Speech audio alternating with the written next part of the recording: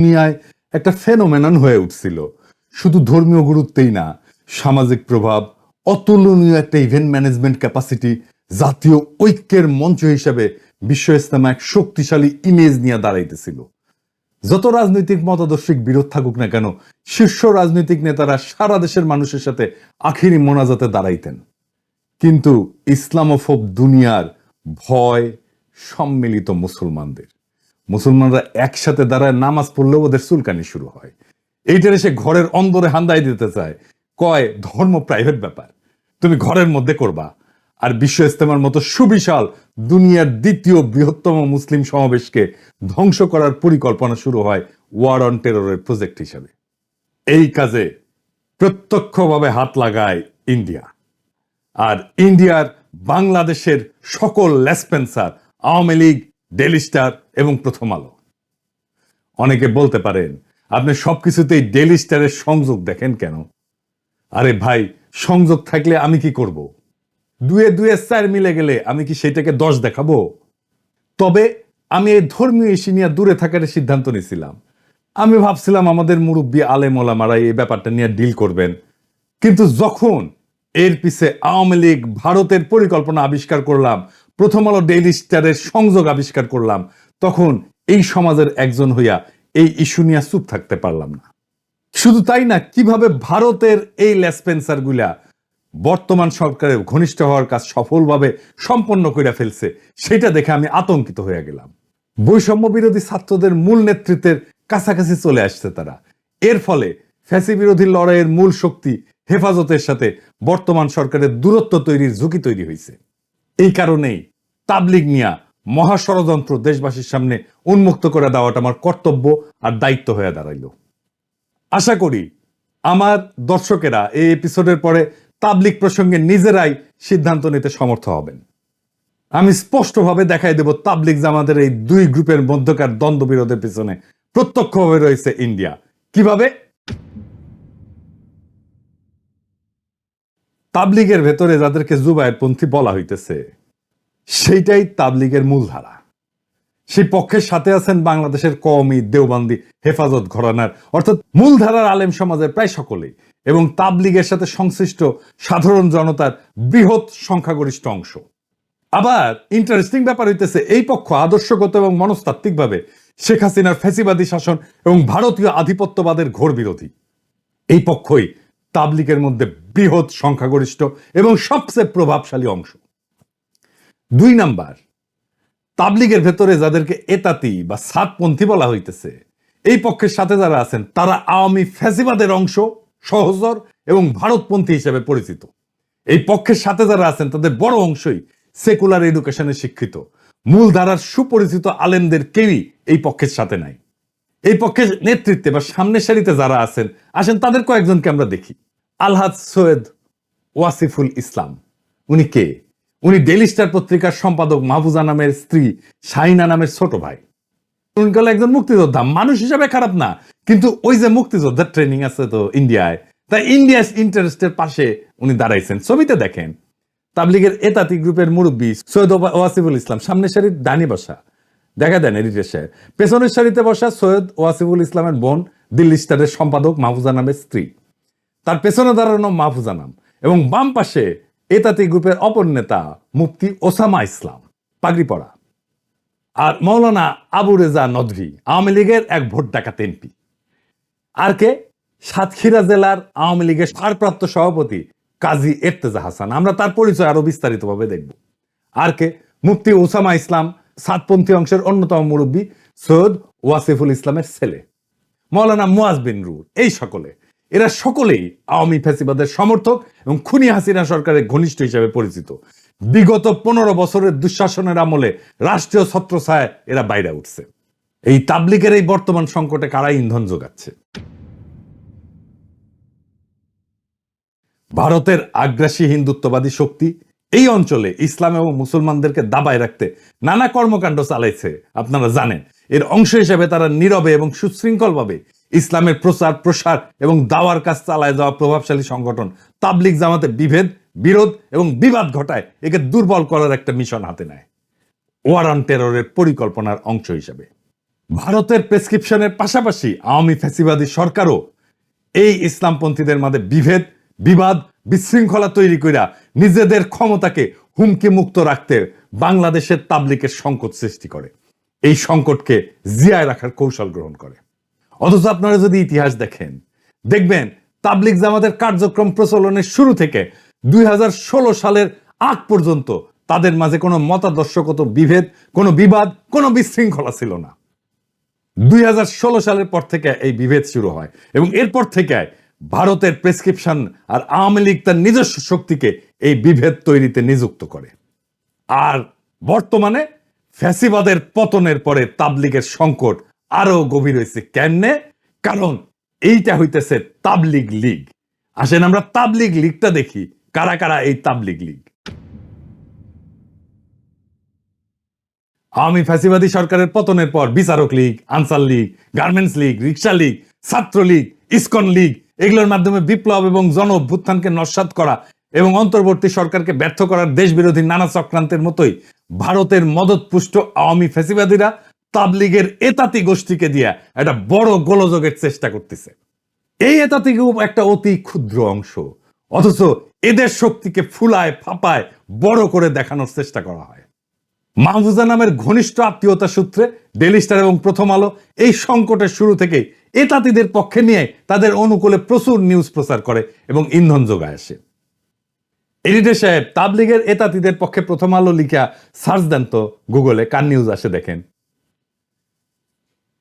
আপনি গত কয়েকদিনে প্রথম আলো সংবাদ পরিবেশনের চিত্র দেখলে বুঝবেন এই সার্চ দেওয়ার পরে। আমি আর বিস্তারিত গেলাম না। মজার বিষয় হচ্ছে প্রথম আলো, ডেইলি স্টার, কালের কণ্ঠ, বাংলাদেশ প্রতিদিন, যুগান্তর, কালবেলা এই সমস্ত পত্রিকা আলেম ওলামা সহ ইসলামপন্থীদের সংবাদের প্রকাশ বরাবর এড়ায় গেলেও 2017 সালে তাবলিগের চলমান সংকটের শুরু থেকেই এতাতি গ্রুপের পক্ষ নিয়ে নানা ইন্টারেস্টিং নিউজ করে আসতেছে। এখন এই মুহূর্তে তাবলিগের এই দুই গ্রুপের বিভেদ কোন পর্যায়ে আছে, এইটা আমার দর্শকদের একটু জানা থাকা দরকার। আমি যতটুকু অনুসন্ধান করে পাইছি সেটার ভিত্তিতে আমি বলতেছি, আপনারা বাস্তবতার সাথে মিলায় দেখবেন। তাবলিগ জামাতের দুই পক্ষের সার্বিক পরিস্থিতি বর্তমানে যে জায়গায় ঠেকছে, এতে করে দুই পক্ষে ঐক্যবদ্ধ করা আর সম্ভবপর না।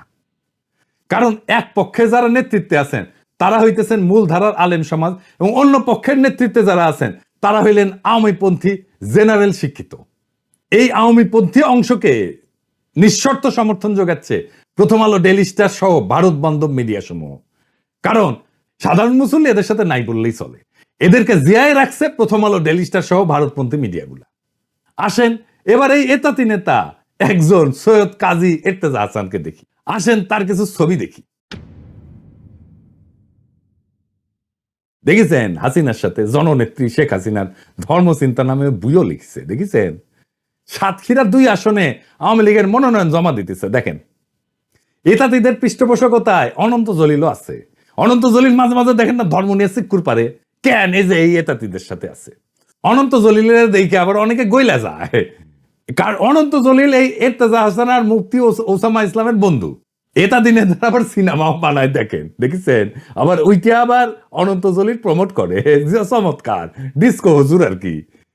জালিয়াতি আর প্রতারণার অভিযোগে গ্রেপ্তার করা হয়েছিল এই ইর্তেজা হাসানকে। হাসিনাই গ্রেপ্তার করছিল, মানে কত কেন বড় হইলে যার এটা উপেক্ষা করে রাখতে পারে নাই।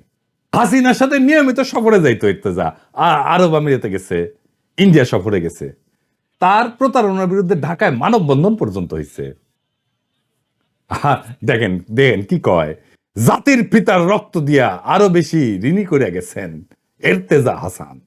এই কাজী ইর্তেজা হাসান আওয়ামী লীগের ধর্ম বিষয়ক উপকমিটির সদস্য, সাতক্ষীরা জেলার আওয়ামী লীগের ভারপ্রাপ্ত সভাপতি হইতেছে এই ইর্তেজা হাসান। ওর তো এখন জেলে থাকার কথা। আবার প্রথম আলো তারা কেমনে প্রমোট করে দেখেন, জামিন পেয়েছে এটা মামলায়, সেটাও এত বড় নিউজ করেছে। আরে আশ্চর্য ব্যাপার, দেখেছেন কারো জামিন পেলে এত বড় নিউজ করে? না জানি ওই একটা কোন বড় একটা তালে বড় এসে গেছে। এখন দেখেন প্রাইভেট স্পেসে বাসার মধ্যে ছবি তুলে খাতির করে হাসনাত, সার্জিস, আসিফ। আসিফ কি খুশি ছবি তুলে, দেখছেন? এমন কি আসিফ নজরুলের সাথে ঘনিষ্ঠতা দেখেন। এখন কইতে পারেন আপনারা রাজনৈতিক নেতা হইছেন, পরিচিত ফিগার হয়েছেন, পাবলিক ফিগার হয়েছেন, আপনার সাথে তো পাবলিক এসে ছবি, আরে ভাই এটা তো প্রাইভেট স্পেসে বার্সার মধ্যে ছবি, দেখেন এইভাবে প্রাইভেট ছবি তোলার আগে তো তার ব্যাকগ্রাউন্ড চেক করা যায় যে এই লোকটা কে। এখন দেখেন আওয়ামী নেতার সাথে, দেখেন ফজলে নূর তাপসের সাথে, সাকিব আল হাসানের সাথে, হাসান মাহমুদের সাথে, এমনকি মরে গেছে যে নাসিমুল লগে কি মাখামাখি। সুতরাং এই যে বিবাদে যদি দেশ বরণীয় গ্রহণযোগ্য আলেম এবং দায়িত্বশীল বর্গ আগায়ও আসে, এই দুই পক্ষকে ঐক্যবদ্ধ করার উদ্যোগ সফল হবে এটা কখনো আশা করা যায় না। কারণ এটা তো বুঝলেন যে এই বিভেদ বা বিবাদটা চাপায় দেওয়া, আধিপত্যবাদী হিন্দুত্ববাদী শক্তি এই বিভেদটা চাপায় দিছে।